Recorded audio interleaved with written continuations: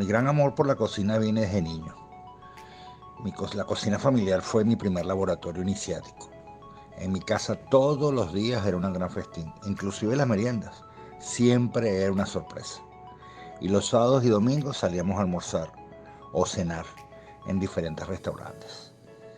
Y siempre al terminar la cena o el almuerzo, en casa comentábamos qué tal un plato u otro.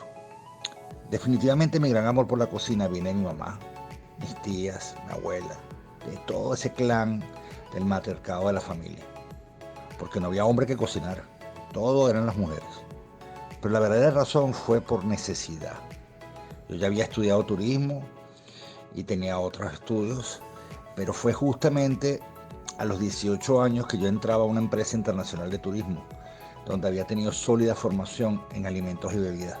Pero fue el poder tener que manejar el proyecto piloto de las especializaciones técnicas para Latinoamérica en Venezuela, en la isla de Margarita, con el Instituto Iberoamericano, lo que me obligó a realizar una maestría en España en gastronomía, que obviamente me dio los conocimientos y la formación profesional que necesitaba para poder manejar esa área.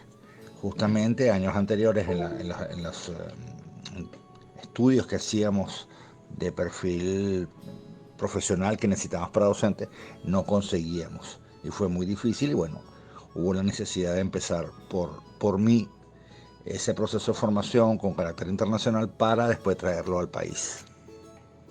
Un plato que me inspiró muchísimo fue cuando estudiaba justamente la maestría en España, donde me decían que tenía que hacer fusionar un plato y tenía que darle carga de origen a ese plato aplicando la técnica fusión. Entonces, bueno, entre los papelitos habían casi 24 tipos de platos y a mí me tocó el kibbe.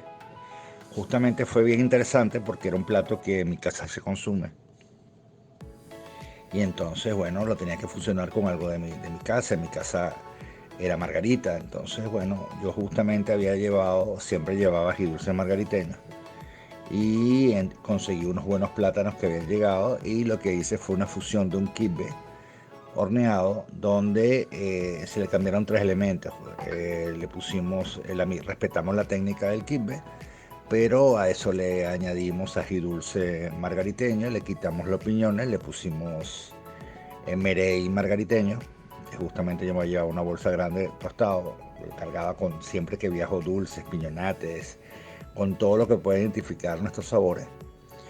Y después le pusimos una capa de tajada y lo presentamos. El impacto del plato fue, la cara del jurado fue súper espectacular. De hecho, fue un sheik, un sacerdote árabe, el que tenía que evaluar ese plato, estaba invitado especial para ese plato.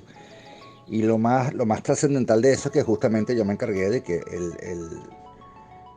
la carne sea halal. Entonces reía las condiciones, pero los árabes no permiten que sus platos sean fusionados. Pero el éxito fue tanto que él me miró, un silencio tipo así de suspenso, y después se paró y me dio la mano. En ese momento todo el mundo aplaudió y bueno, creo que a partir de ese momento me atreví a seguir haciendo fusiones y trabajando mucho con la cocina creativa, que es mi lado preferido. Mira, mi influencia tiene dos vertientes. Una, mi gran amor por Venezuela. Yo recuerdo que justamente durante muchos años, por estar en el sector turismo y tener empresas de turismo, eh, veía mucho las portadoras de tradición, todas las personas y siempre entablaba mucho un lazo comunicativo con ellos importante. Y a medida que yo viajaba por el país me daba cuenta que teníamos una de las gastronomías más importantes o más competitivas del mundo, pero no la hemos puesto en valor. Ese realmente es el problema. No la conocemos y no se puede amar, no se puede proteger lo que no se conoce. Y en la otra, a nivel profesional, fue Paul Bocuse. Yo tuve la oportunidad de conocerlo en un evento en París y justamente íbamos con otra amiga venezolana, Jacqueline Meneses Ruiz, y ya que hablaba bien francés, y tuvimos la oportunidad de conversar con él, inclusive nos invitaron a comer a la misma mesa de él, y estuvimos conversando mucho. Fue tanta la química que hicimos que estuvimos conversando inclusive en la tarde. Fuimos a un café cerca de la Torre Eiffel para que comiera un mil hojas que realmente ha sido el mejor mil hojas que me he comido en el mundo. Una pastelería que queda a una cuadra de la Torre Eiffel. Y justamente su trabajo, su rompió paradigmas, eh, profesionalizó mucho el oficio, lo convirtió en carrera, hizo cosas espectaculares que, bueno, parte de mi trabajo está inspirado en su trabajo. Y justamente creo que siempre todos tenemos ese maestro guía que hay que seguir, ¿no? Cuando hablamos de técnicas, tenemos las técnicas universales, y las técnicas universales son igual para todos los países. Nosotros tenemos una gran variedad del norte al sur, del este al oeste de la cocina venezolana, impresionante. Cuando te digo impresionante, es impresionante. Yo te podría decir con los años de experiencia que podría decir que la cocina venezolana, sin temor a equivocarme o a caer en egos, es una de las mejores del mundo. Sus técnicas son totalmente variadas, sus sabores, sus ingredientes. Tú vas hacia el oriente venezolano y empiezas a recorrer solamente Sucre. Y a medida que entras en Sucre vas consiguiendo unos platos espectaculares que se van transformando a medida que llegas a Paria en el mismo estado, con una influencia de sabores y saberes que la mayoría del resto del país desconoce. Por decirte solamente, Margarita, cuando yo llegué a Margarita en el año 98, no, mentira, yo llegué en el año 95. Cuando llegué en el 95, aquí no se hablaba de gastronomía, aquí no se ponía en valor el ají dulce, no. Y hoy en día, a raíz de todo este gran movimiento que hay aquí en la isla, pues hay una cantidad de elementos y platos que yo te podría decir que hay más de 100 platos que se han puesto en valor. Definitivamente la cocina venezolana tiene unas técnicas espectaculares. Son muy particulares. No es lo mismo la técnica de una yaca que una arepa pilada, una arepa pelada. No es lo mismo hacer las arepas andinas. Cada receta, en cada rincón, tiene lo mágico. Además, tenemos un camino sin explorar importantísimo. Nosotros actualmente, Venezuela es uno de los países con mayores comunidades aborígenes de toda América, en estado natural. Y que todavía se han retransmitido toda la información oral de sus costumbres gastronómicas de generación en generación. El Estado ha hecho una labor extraordinaria a nivel de cultura, de sus bailes, de sus cantos, pero no han tomado ninguno, en todos los años de que se ha estudiado la parte aborigen, sobre su gastronomía. Es muy puntual, hablan del casabe o los gusanos moriche, pero realmente no hay un estudio por etnia. Y Venezuela tiene 44 etnias. Por ahí pudiéramos estar sacando y modernizando elementos ancestrales espectaculares. También tengo que hacer la acotación que es muy importante, que dentro de nuestra cocina hay elementos donde tú le preguntas a alguien de Oriente qué se da en Occidente, qué se da en Barinas, o qué hay en Bolívar, o los de Bolívar que hay en Oriente, o que hay en Caracas, o le preguntas a la gente de Valencia que hace unos años decía que no tenían, que era la misma comida de Caracas, y ahora hay todo un repertorio, es decir, hay todo un despertar que hay que llevarlo a nivel profesional a través de estudios sobre una antropología gastronómica responsable y con una etnogastronomía bien dirigida por zonas y por estructuras. Margarita nace porque justamente pienso que hay un factor bien importante. En Esparta todos trabajamos unidos dentro de nuestras diferencias, trabajamos en función de las similitudes. Definitivamente la escuela es un punto de inicio de la transformación gastronómica de Margarita. Luego, en el año 2014, creamos el movimiento Margarita Gastronómica y nace Margarita. La Asociación Culinaria de Venezuela nace en Margarita. Y en este momento hay un trabajo para crear la primera cámara de empresarios de gastronomía, así como está la Cámara de Comercio, la Cámara de Turismo. Y bueno, que puede entrar inclusive Fede Cámaras como una cámara más, donde pueda tener voz y voto. Ha sido un proceso. Y Margarita, tú vienes a los restaurantes de Margarita y vas a conseguir un servicio espectacular, una comida espectacular. Es un trabajo que ha hecho todo el Estado, todos los sectores. Eh, Desde el señor que tiene su restaurante, desde la señora que hace su comida tradicional, todo el mundo trabaja y se enmarca a algo que es la base piramidal de todo este desarrollo, sobre todo a nivel motivacional, que es el turismo. Bueno, la verdad yo no siento que haya esa discrepancia entre hombres o mujeres profesionales.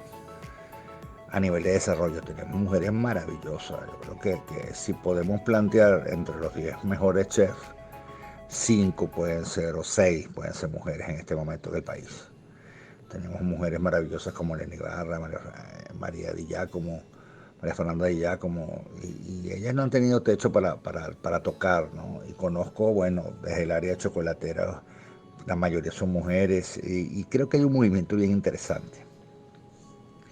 Lo que pasa es que pienso que el trabajo de las cocinas a nivel ejecutivo, de los hoteles o de los restaurantes, es mucho más rudo, mucho más fuerte.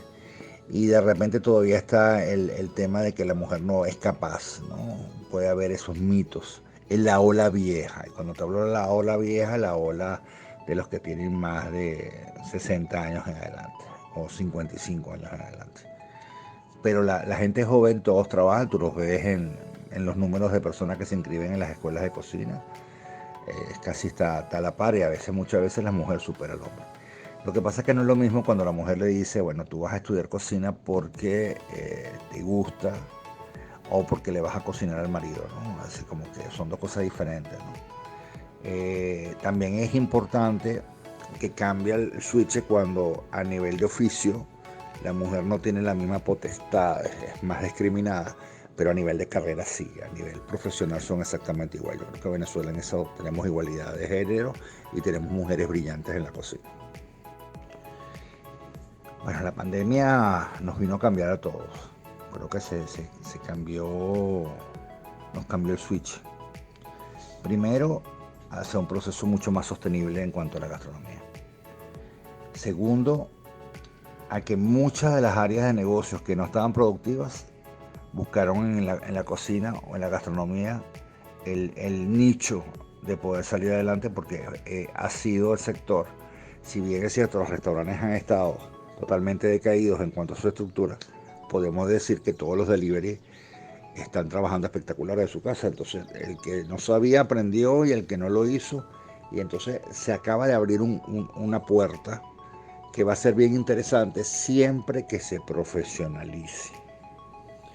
Porque si lo dejamos abierto y cualquier persona que emprende y se empieza a llamar chef y a usar Filipinas y a crear una imagen que no existe, entonces estaríamos desvirtuando el sector.